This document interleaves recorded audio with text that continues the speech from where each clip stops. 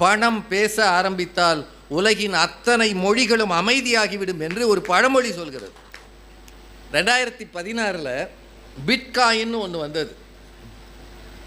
அப்போது சன் டிவியில் நாங்கள் அதை பற்றி பேசினோம். அன்றைக்கு தேதிக்கு அது 1000 ஒட்டி தான் இருந்தது ஒரு பிட்காயினோட மதிப்பு. அந்த காலத்தில் 2015-16 நினைக்கிறேன் ஒரு பிட்காயினோட மதிப்பு. இன்றைக்கி அதனோட மதிப்பு எவ்வளவுன்னு கூகுள் சர்ச் பண்ணி பாருங்கள். இன்றைக்கி அது 80 லட்சத்துக்கு மேலே இருக்குது. 2016 ஒரு 1000 ரூபாய் நீங்கள் இன்வெஸ்ட் பண்ணியிருந்தால் அதனுடைய இன்றைய பிட்காயின் மதிப்பு 80 லட்சம். 2016 பிஹெச்டி பண்ண ரேவதி சுப்புலட்சுமி இன்னைக்கு பிஹெச்டி தான். அன்று கண்ட மேனி அழியாமல் இருக்கிறார்.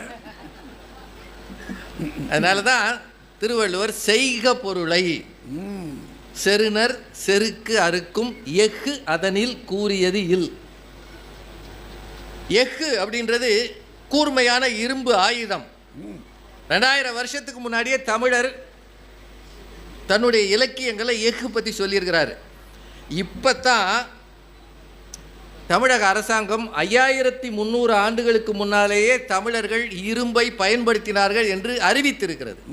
அப்படின்னா தமிழர்கள் எவ்வளவு பழமையாக எவ்வளவு காலமாக இரும்பை பயன்படுத்துகிற ஆற்றல் மிக்கவர்களாக இருந்திருக்கிறார்கள். அந்த அளவு வசதி உள்ளவர்களாகவும் இருந்திருக்கிறார்கள்.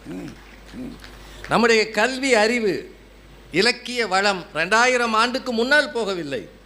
ஆனால் நம்முடைய கலாச்சாரம் பண்பாடு அன்றைக்கு வாழ்ந்த வளம் அது 5000 ஆண்டுகளுக்கு முன்னால் போகிறது என்றால் காலம் கடந்து மனிதனை உயர்த்துவதற்கு கூட இந்த பொருள் உதவுகிறது என்பதை தயவு செய்து மறந்து விடாதீர்கள். அதுதான் உண்மை.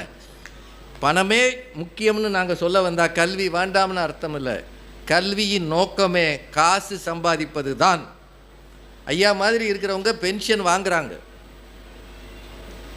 இதெல்லாம் சொல்லி காட்டுறாங்க. ஆனால் பென்ஷனே இல்லைன்னா கதை என்ன ஆகும்? கதை தெருவில் நிற்கணும். ஒவ்வொரு மனிதனுக்கும் 2-3 அடிப்படை விஷயம் வேணும். ஒன்று எதிர்காலத்துக்கான சேமிப்பு வேணும், 2வது நெருக்கடி வந்தால் இன்சூரன்ஸ் வேணும், 3வது கடைசி வரைக்கும் பென்ஷன் வேணும்.